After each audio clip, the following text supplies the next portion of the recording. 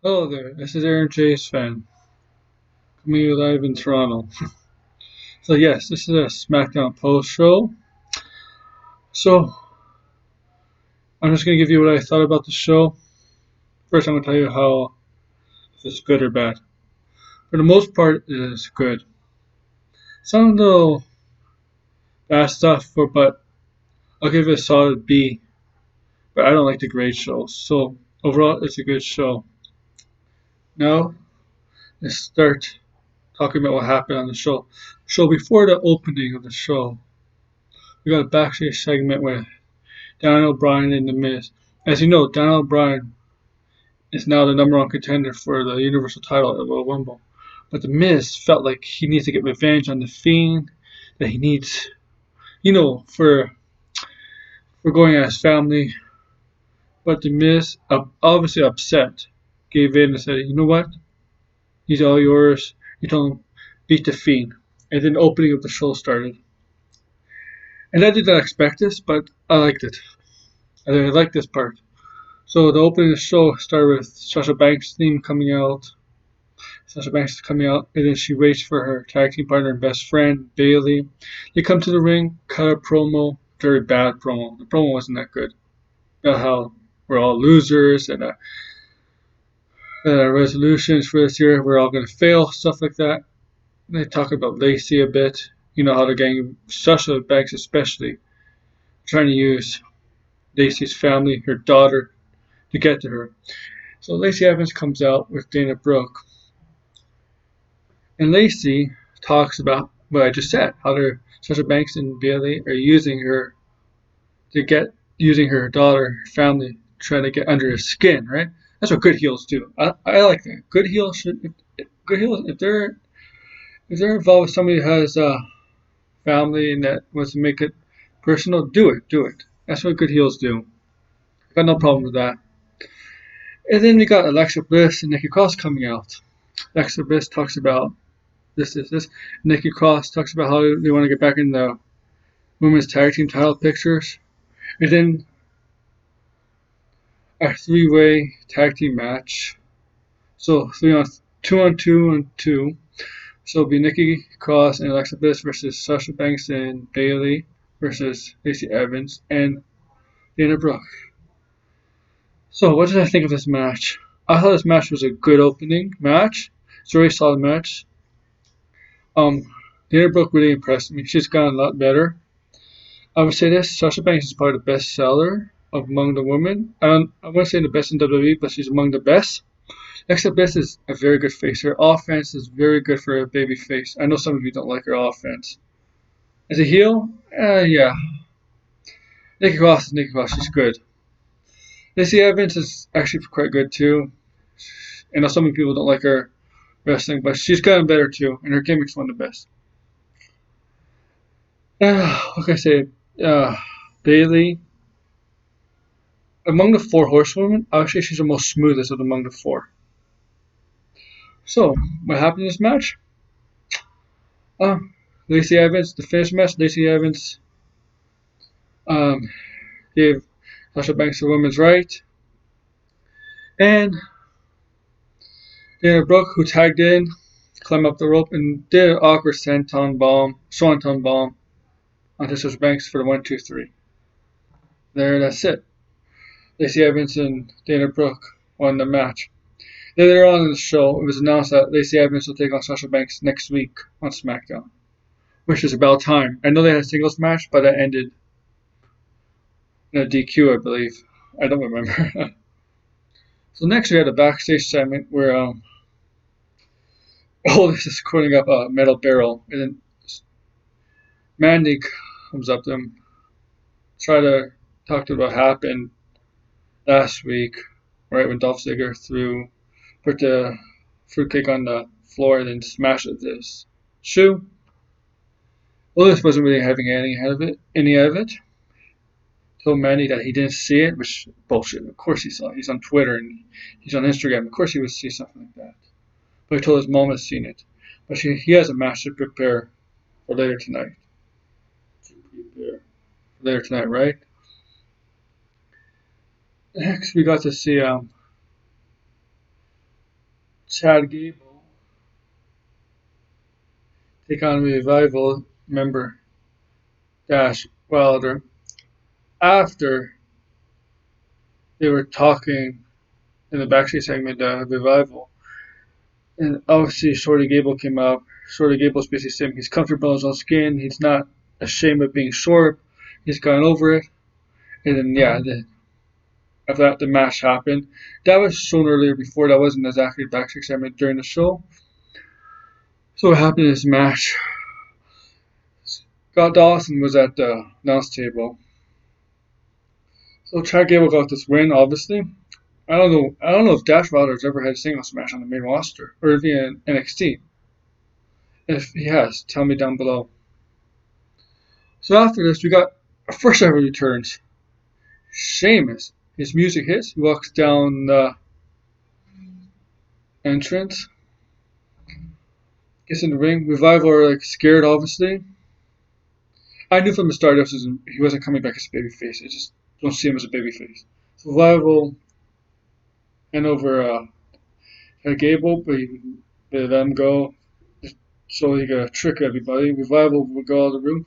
And then Sheamus turns around and gives Chad Gable the bro kick. Alright. Which marks the first of the returns, as I said, right? And then there's a backstage segment between The Miz and the New Day. And Big E had a joke about watching the balls drop. And Kofi's like, only one ball dropped. Right? Like, what show are you watching? And then, of course, Miz is upset. Right, he's not in the right mind. The Fiend got to him, whatever. And Kofi is reminding the Miz of his past accolades and how everybody's looking forward to 2020. And of course, Miz didn't have any. He didn't care about that. He cared about his family more. He's like, what's the problem? He needs to blow off some anger. So there was a match between Kofi Kingston and the Miz. That match was very good. Kofi Kingston won with, I'm not sure, it was a small package or something else. And obviously the Miz is mad because he's not in the right mind. He attacks Kofi Kingston. Big E comes out and Miz leaves the ring and heads back to the locker room. After that, we got a big return. Somebody who hasn't been in WWE for a long time. We see that, I think it was Kathy Kelly knock on the Miz's door. But the Miz did not answer. But who answered it? Miz's one-time former tag team partner, John Morrison. Yes, John Morrison, former Impact champion, Johnny Impact, and former WWE superstar before signing back with WWE back in October, but making his debut once again tonight. And it looks like he's there as a friend for the Miz, but I think what's going to happen, Miz and John Morrison are going to unite, become a tag team, a heel tag team, which I think is the right thing for the Miz. I like the Miz as a heel. To me, he's not a good baby face. He didn't really win any major programs as a babyface, so turning him heel and uniting with John Morrison to become a tag team was the right call. After that, we got Braun Strowman taking on Cesaro. So Cesaro comes out with Sami Zayn and Shinsuke Nakamura. This trio doesn't have a name, so that's what I'm going to say about that. Braun Strowman obviously won this match. Cesaro was trying to give him the neutralizer, trying to pick him up in the neutralizer. But obviously, Braun Strowman picked him up for the power slam. 1, 2, 3. And then as he was about to get up, Shinsuke Nakamura gave him the Kanasha.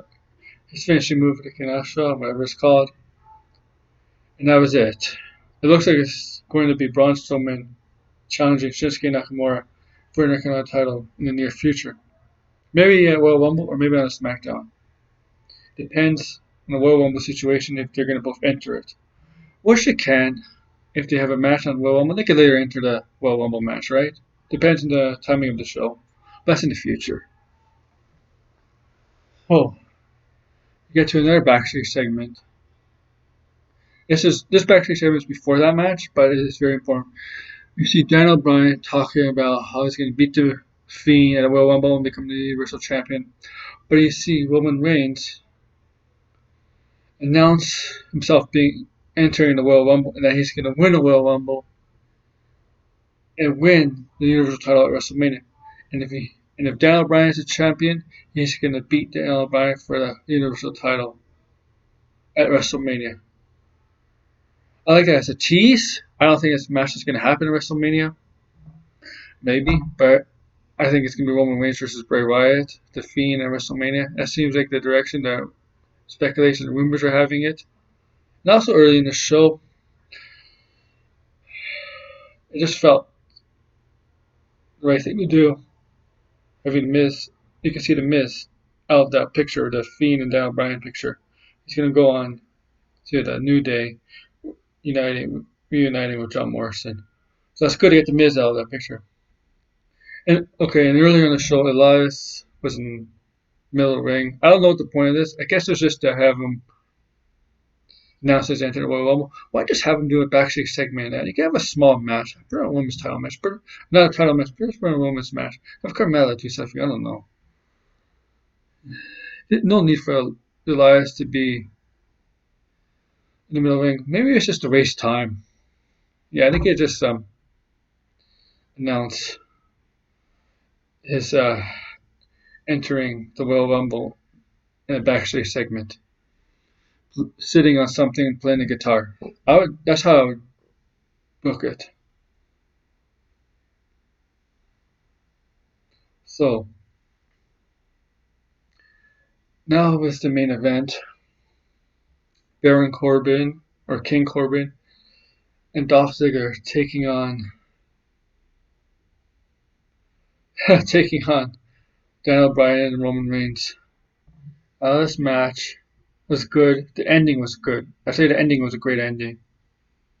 As Daniel Bryan hit him with the winning knee, Dolph Ziggler with the winning knee, and all of a sudden the lights go out, and obviously the Fiend appears, right? He appears on the apron, not on the apron, but outside the apron, in front of the announce table. And Daniel Bryan goes to attack him. Daniel Bryan rams him into the turnbuckle pole, the metal turnbuckle, but that didn't do anything like really that much.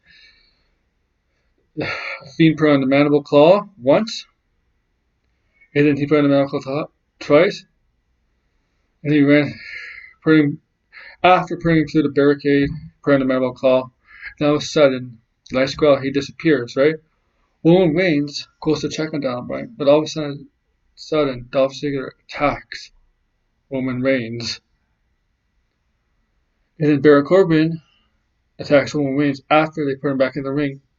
They get out a chain or whatever, and they're gonna get out dog food once again. Yeah, and a lot of people hated that a couple of weeks ago. But in this segment, it worked because I'll tell you why in a minute. So they're going to do this exact same thing they did a couple of weeks ago: chain him up to the turnbuckle and put dog food all over him. As they're doing it, all of a sudden, the Usos music hits, and the Usos appear, running up the stage. They give Dolph Ziggler a double super kick.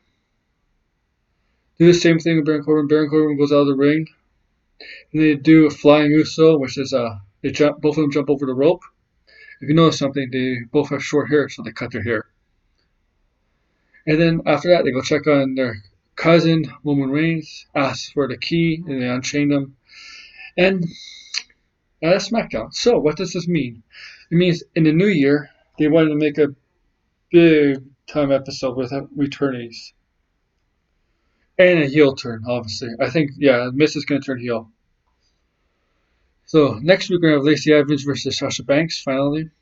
And we'll see where the Usos go from here. Maybe they'll team up with Roman Reigns. Our feeling with Bobby Roode comes back, he's going to team up with Dolph Ziggler and team up with Baron Corbin, have 3-on-3 stuff. I don't know what they're going to do with Sheamus. Maybe just have them attack people. He'll probably have a match with Chad Gable. And The Miz and Morrison are probably going to talk, listen to The Miz, and officially become a tag team once again. So that's it. I hope you enjoyed this review. Have a good night. Like and subscribe and comment down below. Good night, everybody.